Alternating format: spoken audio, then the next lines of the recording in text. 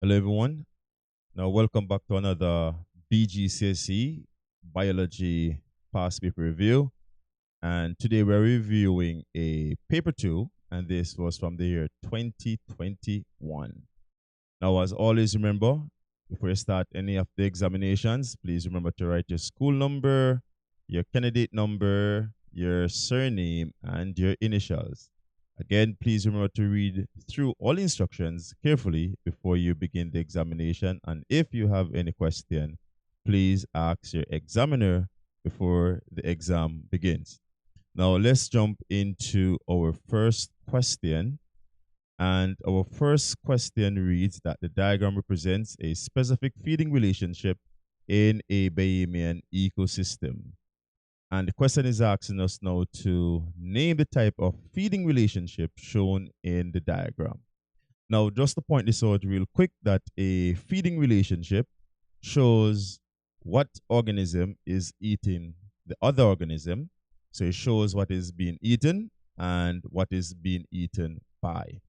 All right. And but this question here is a kind of a general and a kind of a vague question to point it out because here we're seeing that the whelk is eating the seaweed and the seagull is eating the whelk. So as to be general, this I will put here, it is a predator-prey relationship. All right, so I'm gonna make sure I put that, and I'm gonna explain something really quick as well. And just to point this out, when you talk about feeding relationship, you'd want to dive into talking about organism being herbivores, for example, and another type could be carnivore. So the whale could be an herbivore if you look into this food chain, and the seagulls, they will be carnivores. Now, also, what I want to point out as well, that in a predator-prey relationship, the predator will hunt, kill, and eat the other organism. So the seagulls, they will hunt the whelk, kill the whelk, and also eat the whelk. What I want to point out again, just to be clear, let me put it at the bottom of this page, is generally we may confuse the word symbiosis with feeding relationship. And so let me write that word for you right at the bottom of this page, just to make it clear that symbiosis is a little bit different from feeding relationship, because what symbiosis is a living relationship. So we have feeding relationship and we have living relationship.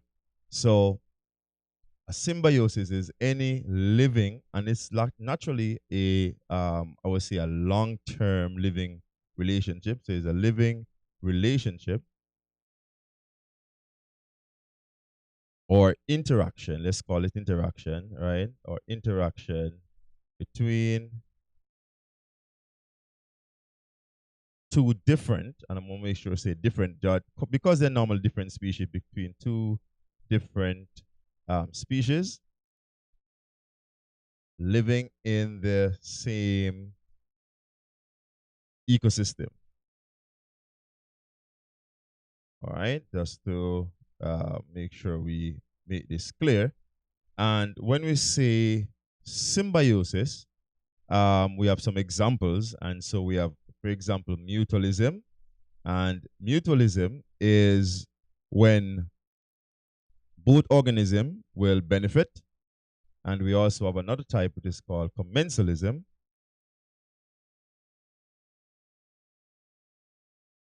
And so commensalism is when one organism benefits and the other is unarmed. And we also have parasitism. All right, so those are the three types of symbiosis relationship. All right, so let's jump back to the other part of the question here. All right. Okay, I think I wanted to put this at the bottom of this page. Okay, so I put it at the bottom of the other page. Okay, that's not a problem. All right, so that's fine. All right, so here now it says state the energy source for this feeding relationship. Now, as a general statement, because again, if I'm looking at the whelk and the seagull relationship, then the seaweed would be that energy source. But for the entire food chain, then the sun will be that energy source.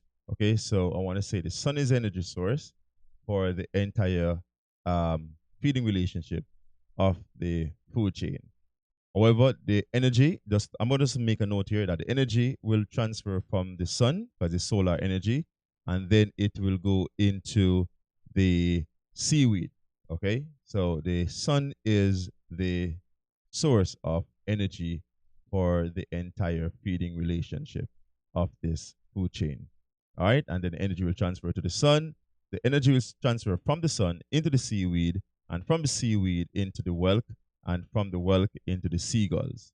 All right, and remember that energy also decrease in that order as well. Okay, all right. So it said, in which ecosystem would this feeding relationship be found? And this will definitely be a marine ecosystem. All right, and particularly you may see this on a rocky shore, because definitely the whelk will be onto the rocks of the rocky shore. Okay, so it's a marine ecosystem, and to be specific, it is a rocky shore ecosystem. All right, so marine and particularly rocky shore. All right, for part B, now we say from the diagram, name the herbivore. So let's run up back to it just to kind of give you a visual view of the question here. So the herbivore is the whelk eating the seaweed, and the seagull is a carnivore. Okay. All right. And a matter of fact, the whelk and the seagull, they are both consumers. The seaweed is the producer. All right. So let's jump in and fill this out. So a herbivore is definitely the whelk, and the producer is the seaweed. All right. Predator is the seaweed. All right, good.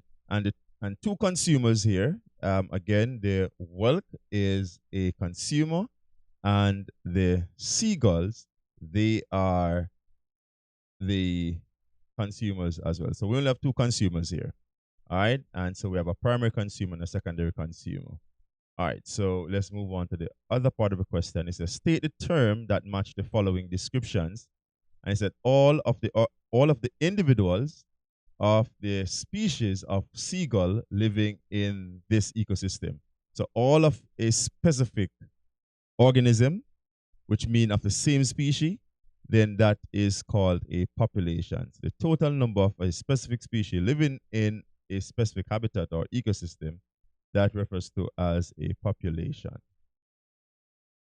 Now for the next part of the question here, it said all of the individuals of different species living in the ecosystem. So if the species are different, which means different populations, then what we get here is a community. Okay, so a group of different populations will give us a community, and specifically because they say different species, which means different populations. All right, let's jump into the next part of the question. Here says state two direct effects on state two direct effects an oil spill could have on the seagulls living in the ecosystem. So if there should be an oil spill, then how could this affect the seagull directly? Not indirectly, but directly.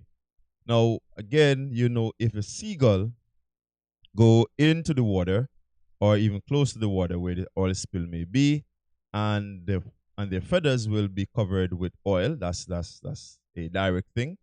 So if their feathers been covered with oil, then they may end up with a condition called hyperthermia. Okay, and hyperthermia is when their feathers, be covered with oil, and the effect of hyperthermia on the seagull is because their feathers will reduce their insulation. Because remember, the feathers keep them insulated and warm. So I'm going to just make a note right here. So this is a reduction, all right, of insulation. So reduction of insulation of their feathers, okay? All right. So that's what hyperthermia is, because of reduction of insulation of their feathers. Another one here could have been poisoning. So if the seagull should try to take off the oil from their feathers, what will happen there is they may become poisoned by eating the oil. Okay, so this will be by ingesting the oil. And they're not going to ingest the oil directly, but by trying to remove the oil from their feathers, then they may ingest and it may damage their internal organs. Okay, so by ingesting the oil, and this is ingesting the oil when removing from their feathers. Okay, all right, so we have other options. I'm gonna put some options here. Another one could have been drowning. So that's, let's call it number 3. So the oil can actually make their feathers become heavy, and because their feathers are heavy, then they may end up drowned as well, all right, or maybe covered in the oil and drowned. All right, another possible option here could have been a destruction of their eggs or nesting, because some seagulls, they also nest on the rocky shore as well. So it could be destruction of eggs, and that's a direct effect, because destruction of the nest or the eggs will reduce their population as well, right? Another one here could have been a lack of food. So the number 5 here is a lack of food, because it could destroy their food, all right? And this one you can actually call it a secondary, to be honest with you, right? Because if you destroy the food, then they will eventually become affected on a secondary degree, all right? But no food, I would say, is a direct hit as well. That's why I put this as the last one. All right, so that are the possible answers there for that part. Okay, that's the end of this question. So we're going to go into question number 2. And question number 2 is referring to the human respiratory system. All right, and we have 3 label parts here. And okay, let me just quickly label this before we get into the answer. So here is a trachea. All right, so we have a trachea there. Q, we have a bronchus. Okay, so let's label this as a bronchus. All right. And R is, I'm going to assume that it's pointing to only one of these sac or circular stuff. And these circular things that are pointing, that are here, they are called alveoli as a plural form. But I'm going to assume it's only pointing to one. I'm not seeing the end of the line so clearly, so I'm going to say it's alveolus as a singular structure. All right. Now, let's go into the questions. And the questions that state the names of structure P, structures P and Q. And so P, as we mentioned, there is the trachea. This is the trachea. And Q is the bronchus. All right. Now we have all of that. So let's go to the next part of the question now. And next part of the question now said, name the material that keeps the structure P and Q open. All right, so let's go into P and Q. So P and Q, trachea and bronchus. And in the trachea and bronchus, what we have there, we have rings of cartilage. So the material here that keep both of them open, to make sure that air will pass through all the time, it is cartilage. And cartilage are rigid structures. Now for part 3, it said explain why the material that keeps the structure P open is formed into C-shaped rings. And they're in a C-shaped ring to prevent both structures from collapsing. All right, so make them rigid and flexible, so it makes them flexible to prevent them from collapsing, especially the trachea whenever you're swallowing food. All right, so it prevents collapsing of the structure. Okay, so prevent collapsing of the structure. All right. All right, I'm going to say structures. So we're talking about both of them. So prevent collapsing of the structures, especially when food is being solid. When you're soloing food, it will ensure that the structures remain open. All right. So the back of the trachea is left softer because the ring shape is starting from the front. So if you put your hands or your fingers at your neck, you will feel those rigid ring-like structures going down. All right, so part 4 is a structure P and Q are aligned with ear-like structures, and these ear-like structures are called cilia. Okay, actually ask you to state the name and function of these ear-like structures. So these ear-like structures here, they are called cilia.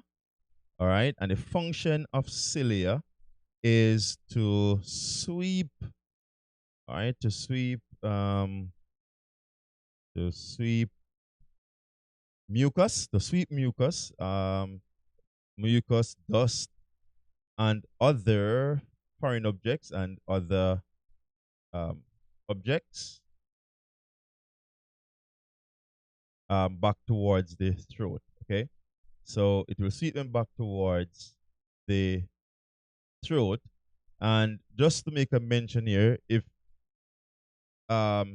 substances are swept towards the throat, one of two things may happen. One, you may end up swallowing the substance, which is safer than going into the lungs, or you may end up expelling them from the body through the mouth or through the nostril. All right, so that once it goes to the throat, you can have a number of things happening to that substance. All right, and really is to prevent things from getting into the lungs, like foreign objects, because if substance get into the lungs, they may stay there and decay and cause infections. All right, so let's go into part B of this question here. It said, state the name of structure R and describe one feature which allow it to carry out its function effectively. And structure R, just so let's go back to it so you see exactly what we're talking about. Let's do that real quick. Structure R is the alveolus. Okay, structure R is the alveolus. All right, so let's go back now and answer that part real quick. All right, so structure R is the alveolus. So let's quickly name that. So it's alveolus. All right, the function of the alveolus. And notice what they said here. It said, describe one feature. Okay, not function, but describe one feature to carry out its function effectively. So this word should actually be feature. So we're going to describe the feature to make the function effectively. So there are a number of features that you can actually list right here to make sure the function is being carried out easily. And so one of the feature could have been thin, or you may say one cell thick. Okay, so it is thin, it is moist, it has a large surface area. So I'm just giving you all the options, and you can actually choose one if you should ask this question. It's a large surface area. And another one will be many capillaries will also be there. All right, just to many capillaries. Again, covered with many capillaries. And so any of those will be good. And now how this will work here is to ensure that they have effective diffusion. So I'm going to make sure this will be it right here. So, okay, you're going to say it as thin walls, or it is moist, have a large surface area, many capillaries for effective diffusion of gases. Okay, so this will be for effective diffusion of gases. Okay, all right, so that's important there to mention all of that. And all of these is for effective or maximum diffusion of gases, or if we don't want to say diffusion of gases, or for effective gaseous exchange. Okay, so diffusion of gases or gaseous exchange would have been the statement there. All right, so for part C, it said state one cause of emphysema and describe how structure R is affected by emphysema. Now, the cause of emphysema is smoking. And I just want to make a point right here that smoking, it has to be over a long period of time, right? Because emphysema is not just an immediate thing, but it is over a long period of time. That's generally over a long period of time. All right, so how structure R is affected is that the walls will become weaker. So yeah, you will have weaker walls, and the reason why you have weaker walls is because of built-up of tar and so on. All right, so weaker walls and a decreased surface area. Okay, so the surface area will be decreased. Okay, so a decreased um, surface area as well. All right. So that's that for that question. So question number 2 is done. 10 marks. All right. And most of these questions are 10 marks, 9 marks, 11 marks, depending. But, the paper add up to 80 marks because there are 8 questions. All right. So question number 3. And in question number 3 said secretion in the human body are produced by 2 types of glands, and we have endocrine and we have exocrine. So here we have exocrine and endocrine glands. I know most of us will remember endocrine glands, because the endocrine glands will produce hormones, as you remember that, right? So the diagrams below show these 2 types of glands, all right? And let's just look at what is happening here, just to point them out. All right, so the glands are different, but I want to point out something really quick. All right, and so you will notice what is happening in both diagrams. So for diagram A, if you notice the cells are covered with capillaries, that means whatever is being produced will end up going into the blood directly. So I'm gonna put some arrows here to show that these will be secreted into the blood directly. All right. And of course, while I'm doing that, now something should come to your mind by secretion going into the blood directly. For this one now, from the cells, if you notice this arrow going up, then the secretion is coming through an opening or point specifically as labeled a duct will be there. Okay. So a duct or opening, there's something specific that is happening. All right. So again, for diagram A, the secretions go into the bloodstream directly. And for diagram B, the secreted substances will go into a duct or an opening. All right, so you can make a note of that. Now, I'm going to point out which is which. And by even describing both of them, I know you kind of remember exactly what they should be. All right, because endocrine system, they have ductless glands. And so A diagram is a ductless gland, and that will be for hormones, and those are for endocrine system. Okay, so which diagram shows an exocrine gland, and that is definitely diagram B. And why diagram B is exocrine? Because it will secrete into a duct or an opening. So notice diagram B, secretion is going into a duct or an opening. Ductless glands are called endocrine glands. Okay, just to make a note of that. Now, the reason for this is simply because the substances is being released into a duct or opening. All right, so the substance produced. Okay, so the substance produced is being secreted, all right, or released, secreted, all right, or released in an opening or duct. Okay, all right, so it's released into an opening or duct. All right, so that is a 1 mark answer right there, or you can say it involves a duct. All right, so let's jump into part B. Now, we said the pancreas is an example of an exocrine gland and an endocrine gland. So it's both. Now, here now it said name one exocrine and one endocrine secretion produced by the pancreas. Now, let us point out why the pancreas is both endocrine and exocrine at the same time. Now, the pancreas produces hormones, okay? And hormones are released into the bloodstream, so that is endocrine. The pancreas also produces enzymes, and enzymes now are secreted into a duct, and that's why it's both endocrine and exocrine gland at the same time. So why is it exocrine? And it said name one secretion here, and no, it said name one, yeah, one exocrine and one endocrine secretion. So for exocrine, it will be enzyme, and I'm going to give you this general first, but the answer, I'm going to give you the specific answer here, okay? So it's exocrine because it produces enzymes, okay? And so I want to be specific with the answers, so you can list any of the enzymes produced. So it produces lipase. Remember that. So lipase could be an answer. Amylase, which is pancreatic amylase, okay, could be an answer as well. Or we could have trypsin, okay. So any of these could have been your answer because the pancreas produces these three enzymes, and you should also know the functions of those enzymes as well. Now, to be an endocrine is because it produces hormones, and I will give you the specific options now. And the specific options here is either insulin or glucagon. Okay.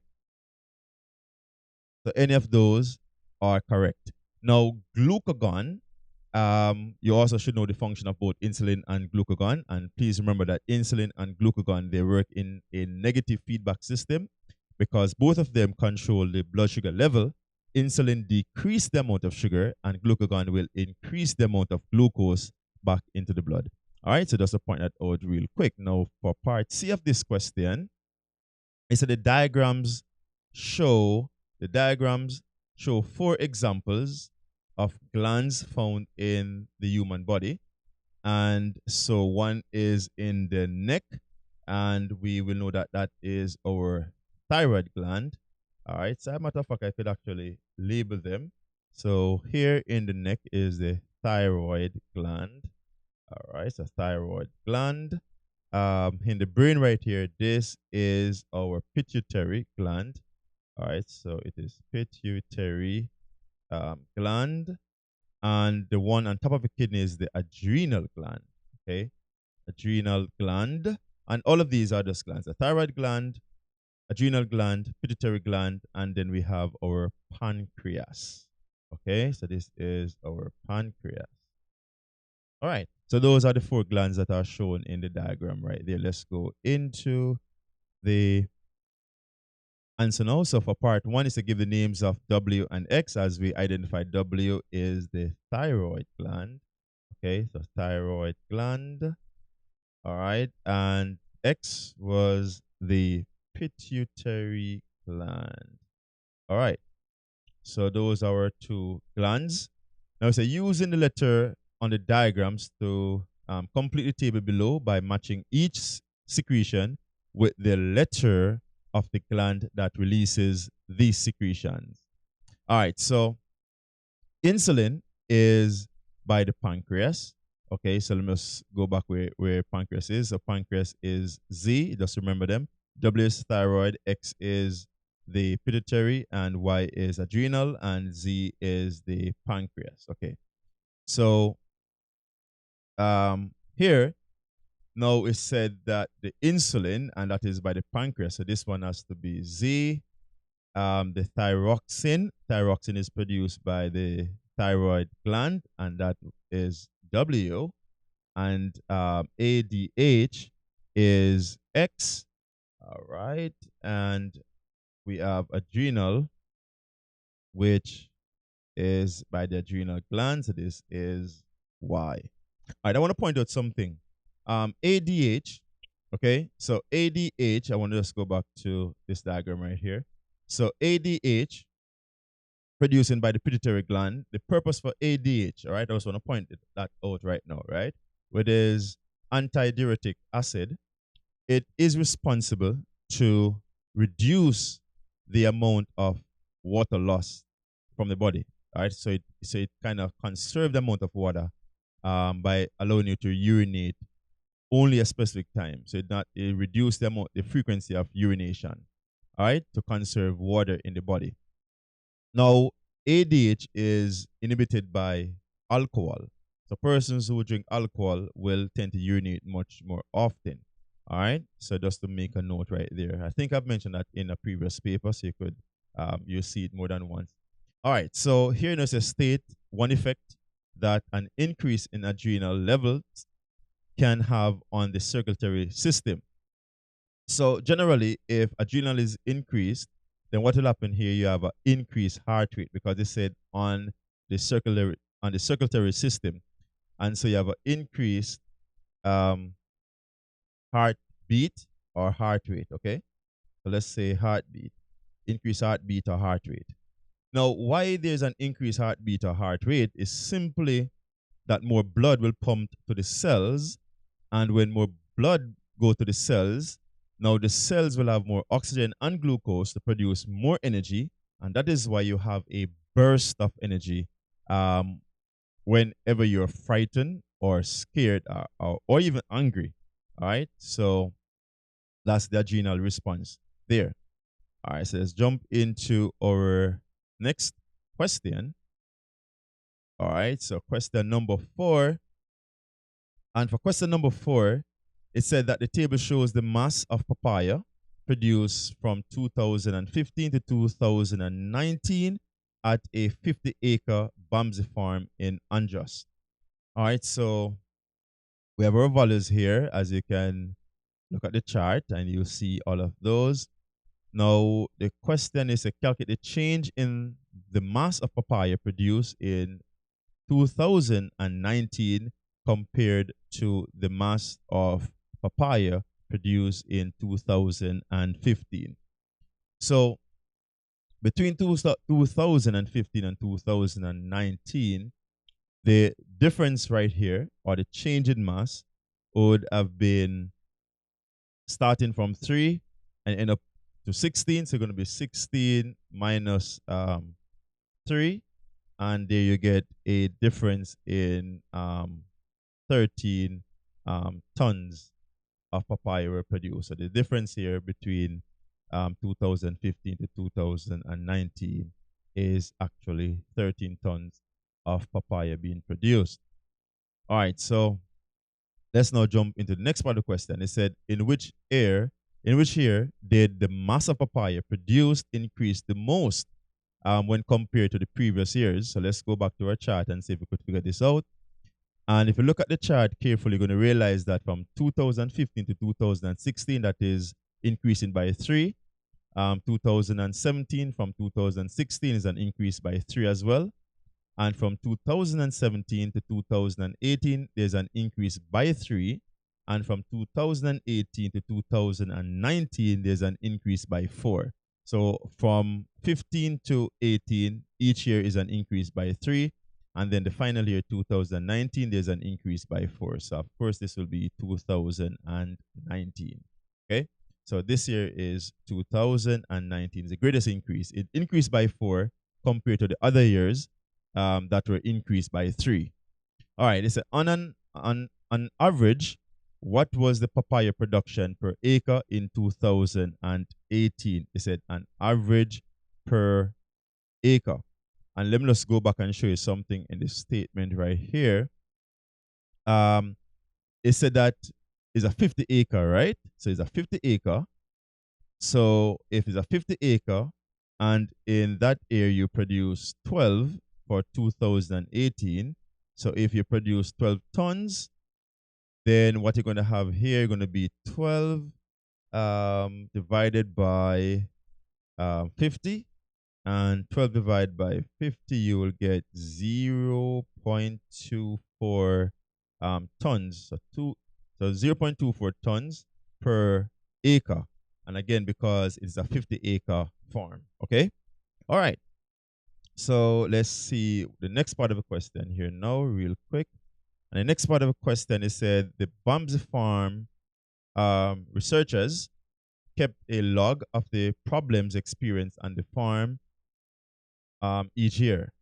It's a completely table to show for each problem a suggested solution that will improve papaya production. Okay, so in a completely table to show for each problem a suggested solution that will improve the papaya production. Now, here it said the trees were not healthy due to lack of nutrients and showed stunt growth, and this they applied chemical fertilizers. I want to make a note right here. If you have stunt growth in plants, it's because of a lack of nitrogen or nitrates. Okay, so you lack nitrates here. So applying the chemical fertilizer, and fertilizers are generally NPK. So N is for nitrogen or nitrates, all right, and then the P is for phosphorus, and then the K is for potassium. So NPK are the elements present in fertilizers, and the nitrogen will provide nitrates.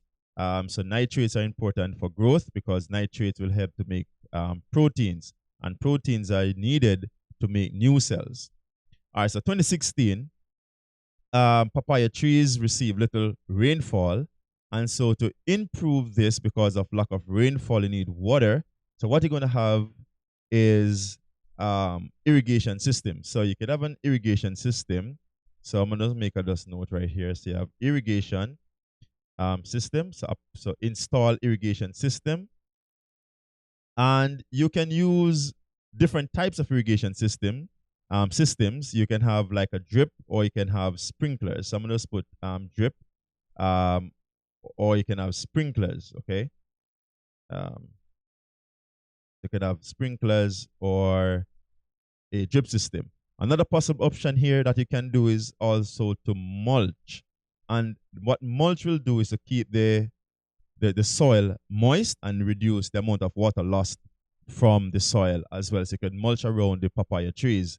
And mulching, you could use grass, cut grass, or you could buy artificial mulch, or you can just buy natural mulch and use them. All right. So irrigation system is definitely would be the first answer though.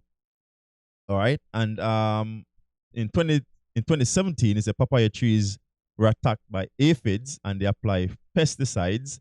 And pesticides specifically, you could have insecticides, you have fungicides, and you have herbicides. But here is an animal, so it will kill them by using insecticides. All right. All right. So the aphids will be sprayed with chemicals. Now in 2018, papaya trees competed with weed for nutrients.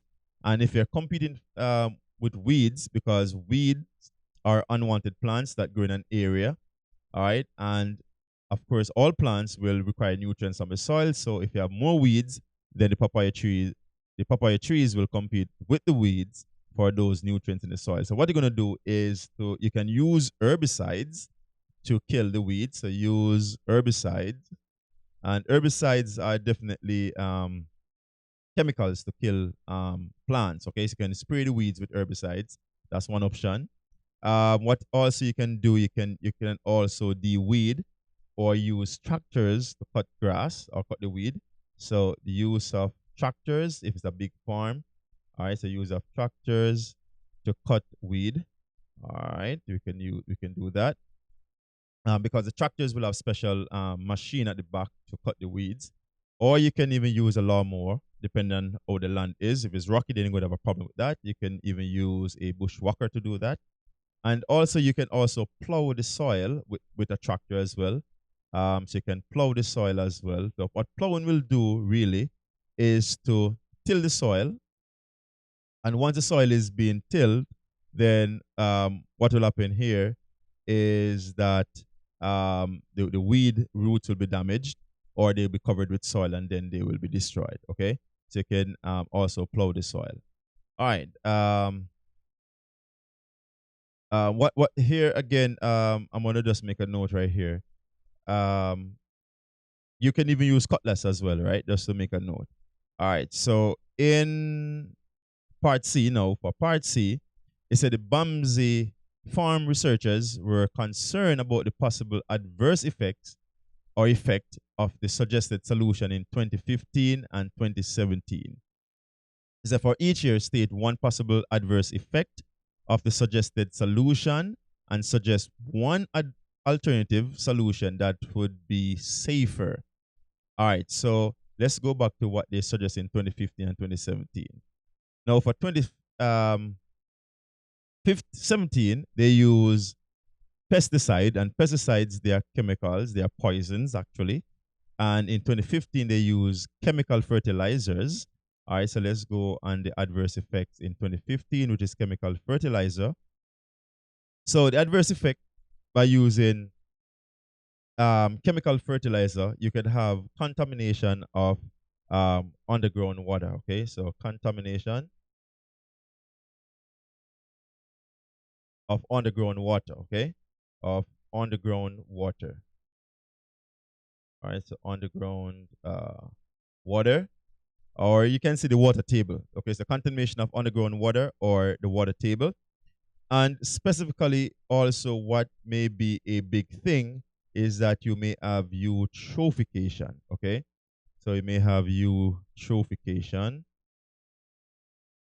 And eutrophication is when the dissolved nutrients in the water will cause an excess growth of algae. All right, and that will be a negative effect on the marine ecosystem.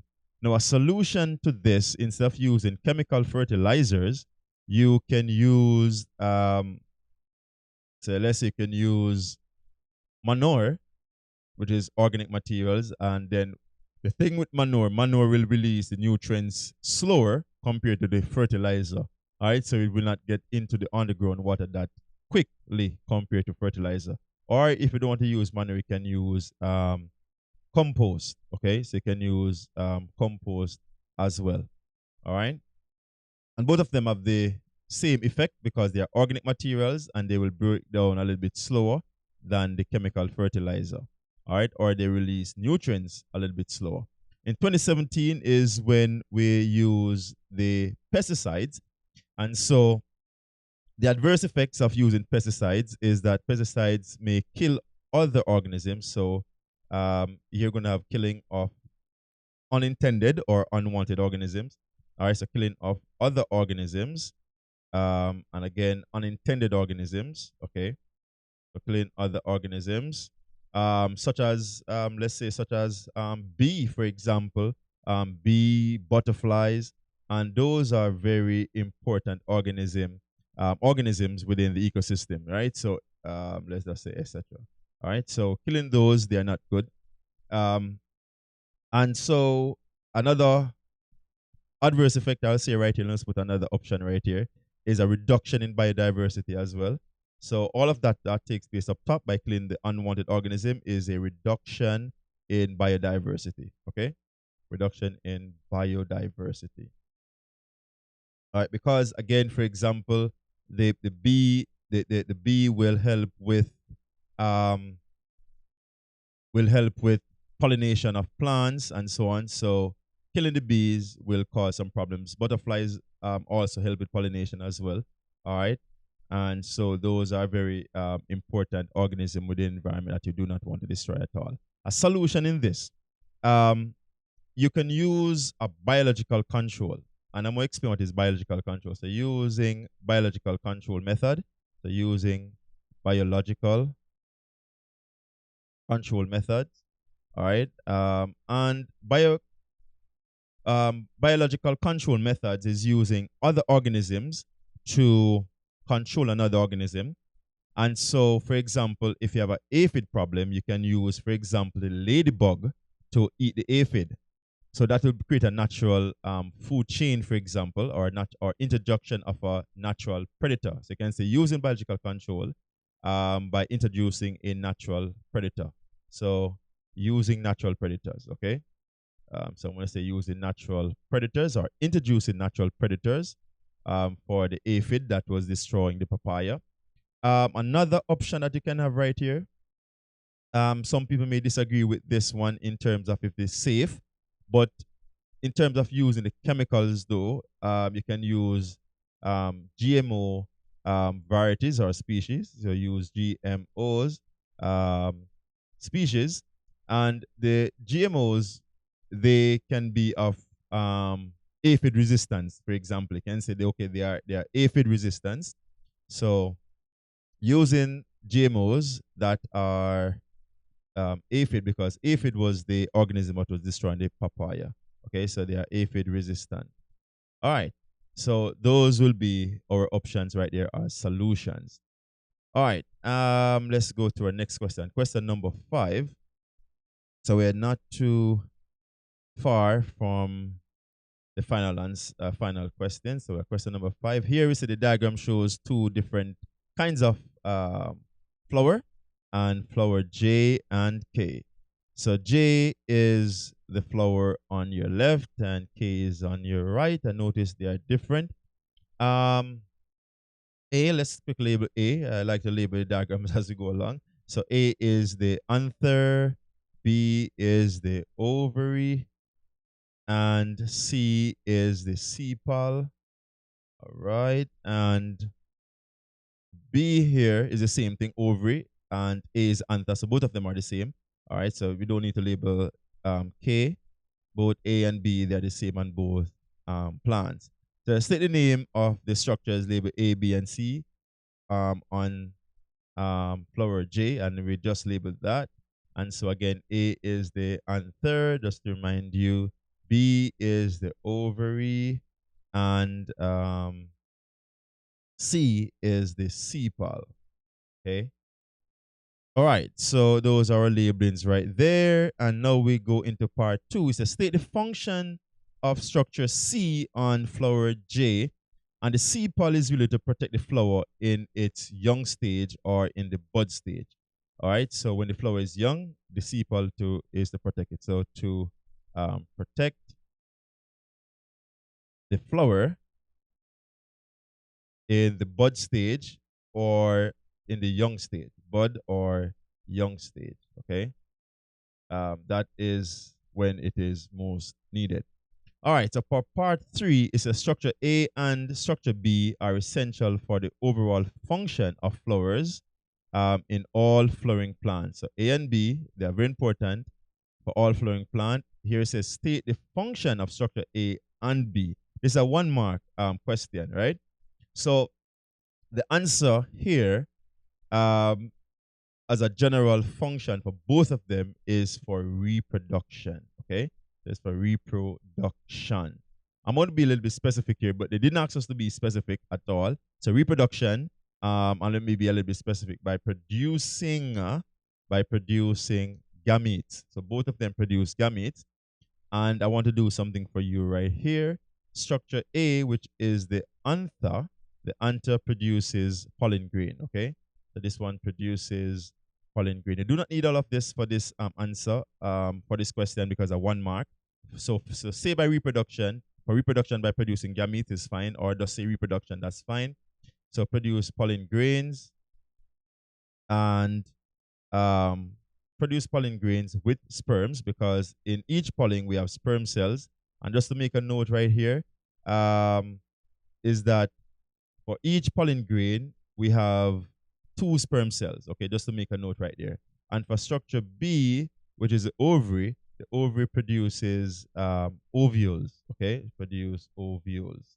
All right, so that will be our answer there. Again, for reproduction or to produce gametes.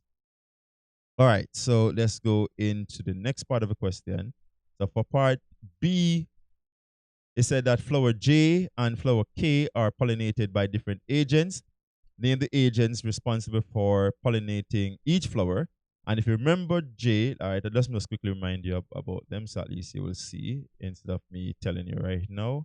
I just want to remind you what they are. All right, so look at J carefully. You notice that, okay, oh wow, all right, let's get back into it. All right, yeah. So flower J, notice have large petals, and generally the internal parts are within the petals. So therefore the petals are used to attract organisms.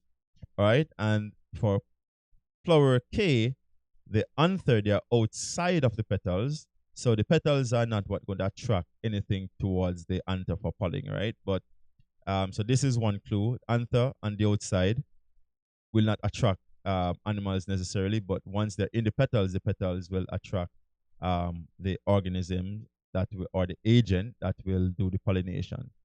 All right. And so going to this now is the flower J, the agent for pollination right here is insect, all right, or animals. So let's put insect, so it'll be insect pollinated, all right, or by animals. So insect And K, they're on the outside, so they're more likely, it's most likely wind. So this will be a wind pollination. All right, so the agent of pollination there is wind.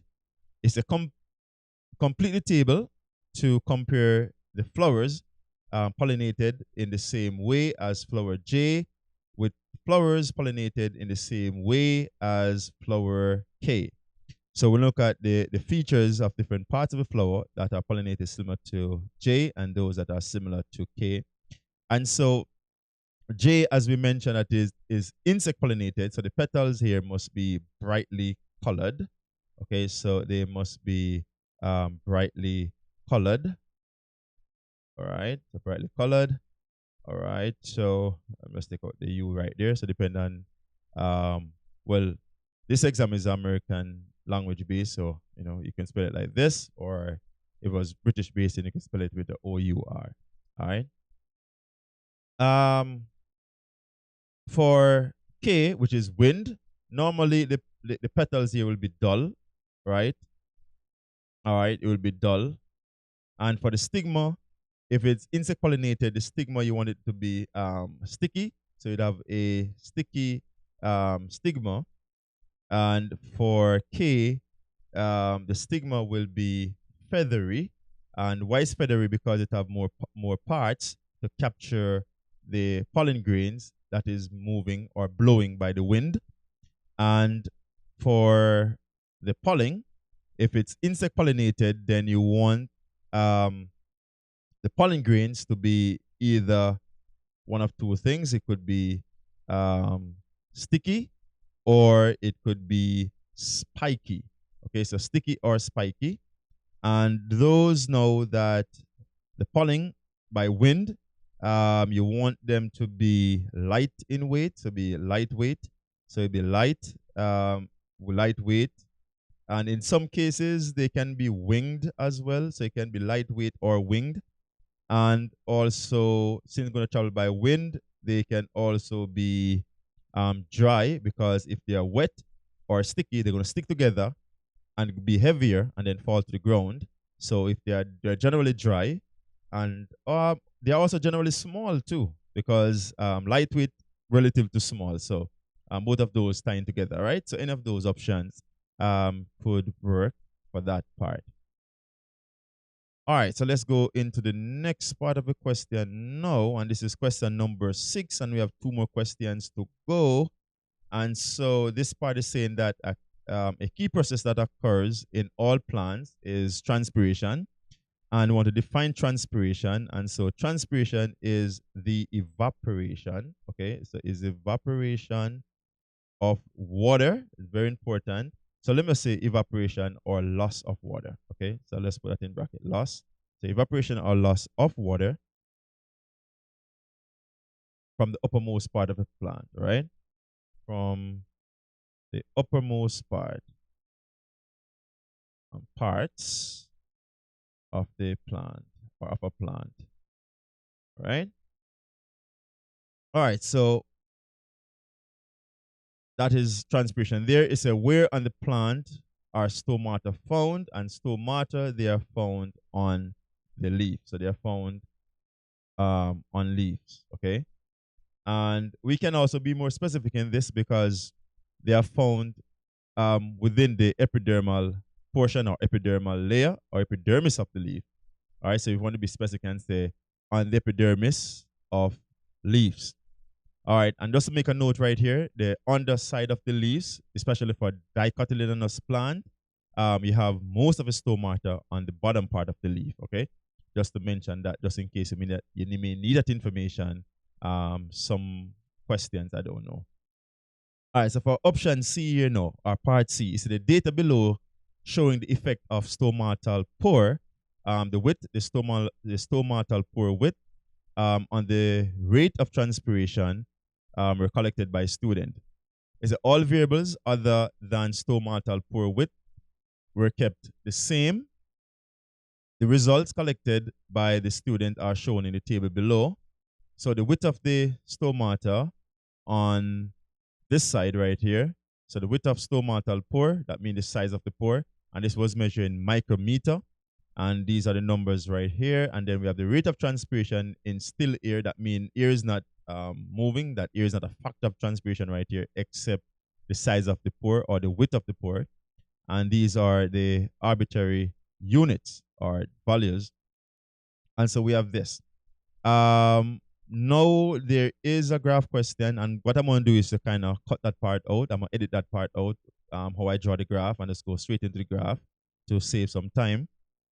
I just want to make a note right here that based on graph, the width of the stomata will be an independent variable. So I just want to make a note of that. So this will be independent variable. So this is independent variable. And on the graph, the rate of transpiration will be our dependent variable. Okay, so that's dependent and independent variables based on graph. And the reason I'm doing that is to show you exactly what axis you put them on. All right, so again, as I said, I cut that part out where I draw the graph. It takes a little bit of time to do this. And so what I want to point out here, you want the graph to be as large as possible. A large graph means that you will see your points better, get more marks, and so on. All right. So I'm just showing the units right here. On the y-axis, I label the lines, every other line by 5. All right. And on the x-axis, I label those by 2. Okay, just to kind of point that out real quick. I notice my graph, the shape of the graph, and just to point that out, you will see a shape of the graph like this whenever you draw yours. Okay, so make sure the lines are smooth. Use small points on the graph to make your graph looking really good and smooth. All right, so let's take a look at how the graph appears on. All right, so that's the shape of the graph right there. All right, so once you get something like that, you should be okay. And also label the axis. I want to make sure mention that again. Y-axis is rate of transpiration, and x-axis is the width of the stomata, and that was in micrometer. Put the units as well, very important. And right here now said, describe the effect of increasing the stomatal pore width on the transpiration rate in still air. So if you notice the graph, you're going to notice what happened here is that as the stomatal pores get wider, okay, so as the pores get wider, all right, stomatal pores get wider, all right, get wider or increase. You can say let's put increase in bracket. The rate of transpiration,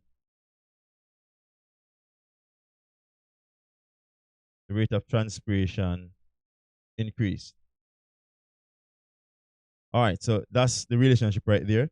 However, now, increase, and then know what will happen there, and then it will eventually plateau, okay, or eventually stabilize. And so after an increase,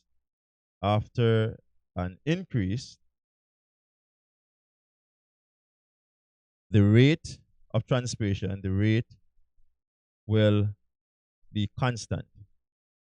All right, so the graph plateaus, so the rate will be constant after a period of time. Constant, let me say at a maximum, because there was a maximum, at a maximum of 50. And that was, yeah, the rate was there, it constant at 50. Okay, so 1 to 1 mark is set as the rate of, or the size of the stomata increase, the rate of transpiration increase as well. And then the other point is to mention that it becomes stable or constant over a period of time. All right, so for this last part here now, it said that many plants show adaptation that reduce the rate of transpiration. State one adaptation of a plant other than changing the stomatal pore width that will reduce transpiration rate. And it said explain how this adaptation helps. So the adaptation here is that for mangroves, you may, or well, many plants really, you may have thicker waxy cuticle. Okay, so thicker waxy cuticle. The thicker waxy cuticle, and the purpose for that is to reduce light and reduce reflection. So reduce light or reflect more light and reduce transpiration. Another, let me just put the function right here of how it helps is to reflect more light, to reflect more light. Okay, so that will be your 2 marks right there. I'm just want to give another possible answer right here. Again, you can have thicker epidermis. So I'm just giving 2 options. You could have thicker epidermis, especially upper epidermis. The thicker upper epidermis. And this here will provides more protection, provides more protection from light. Okay, so what we'll do is to reduce evaporation as well. Now for question number 7, and question number 7 is an example of a monohybrid inheritance in humans is the ability to roll tongue. The tongue roller allele is represented by uppercase R, while the non-toller allele is represented by lowercase r. State the meaning of allele, and allele is different version or different representation of a gene. So this is different forms of the same gene, for a particular trait, for a particular trait. All right. And here now it says state the dominant allele in the inheritance of tongue rolling. So the dominant allele here will be uppercase R, and that is for tongue rolling. So you can say uppercase R, and it's for tongue rolling. And the explanation for this is that it is represented by an uppercase letter. The uppercase letter is always represented dominant allele. It is represented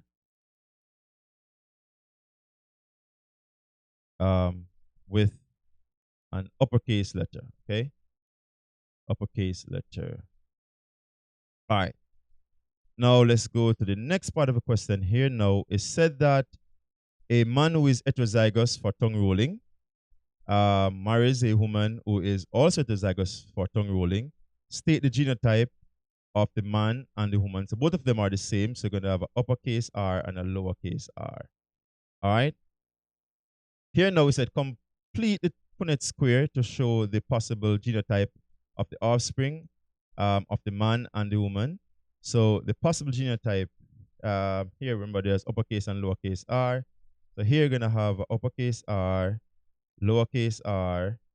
Here you also have an uppercase R and a lowercase r.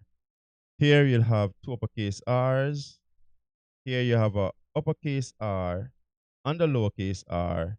Here you have a uppercase R, lowercase r, 2 lowercase r's. All right, the next part of the question here now is saying that what is the expected ratio of tongue rollers to non-tongue rollers, and this will be a 3-to-1 ratio. All right, which is a 75-25%. And it said list the possible genotype of the offspring who are tongue rollers. So tongue rollers are the ones with the uppercase R's. So once you have, so that would be one possibility there. That will also be another possibility right there. So it will be these 2. All right. So the homozygous dominant will be 25%, and the heterozygous will be 50%. All right. So for part 5, it said what term is used to describe the genotype of offspring who are non-tongue rollers, and they are homozygous recessive. Okay, homozygous recessive. It's to explain why the offspring of 2 non-tongue rollers parents would always expected to be non-tongue rollers. And let's just give it the genotype. So if the genotype are that and this, then what will happen here is that they will not produce any, simply because they do not carry the dominant allele. All right, so again, the answer here, they do not carry the dominant allele. All right, and And so again, they only have the recessive alleles. Just to kind of expound on it, you're going to say they carry the recessive alleles. And so when crossed, they will only produce recessive trait, okay? So when they are crossed, they will only produce recessive traits. So let's go to our last answer here, last question here now. All right, so let's do this real quick and get out of here. Now, here on this diagram is a reflex action. As they mentioned here, the diagram shows the pathway of a reflex action. Here we have our sensory neuron. We have our spinal cord for M. N is a muscle. O is the motor neuron. So it's a define what a reflex action is. And a reflex action is an immediate. So this will be an immediate response to a stimulus, okay, to a stimulus without the use of the brain. Okay, so no brain action is involved there. So immediate response without any brain action, that's a 2 marks right there. We're going to label L, and if you look at L, again, remember we said it's a sensory neuron. So you can just go back and see it's a sensory neuron, okay. M is the spinal cord. Okay, so M is the spinal cord, and O is the motor neuron. Okay.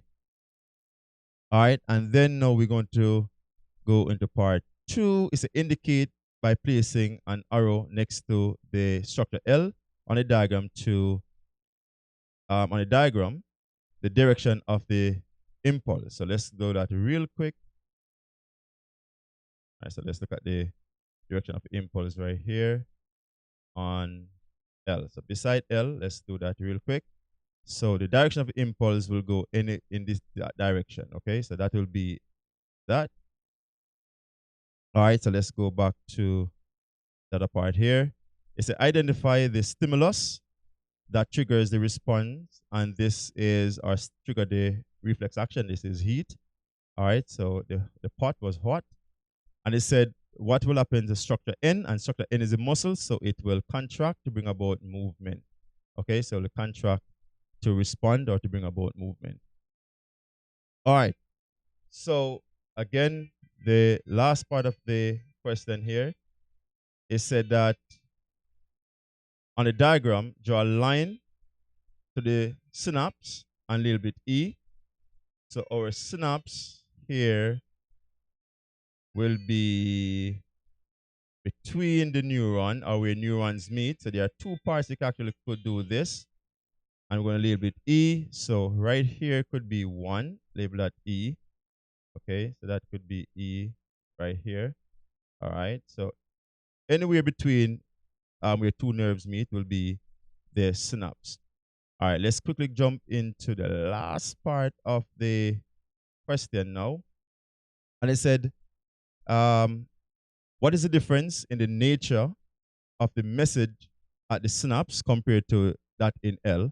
L is chemical, that's impulse, but at the synapse you have chemical. So at the synapse you have a chemical, because what we call them are neurotransmitters. So they are chemical in nature and they are called neurotransmitter. Okay? So they're called neurotransmitters. All right, and so we're at the end of this paper right now. All right, so I wish you luck on the exam, and I will see you soon. Take care.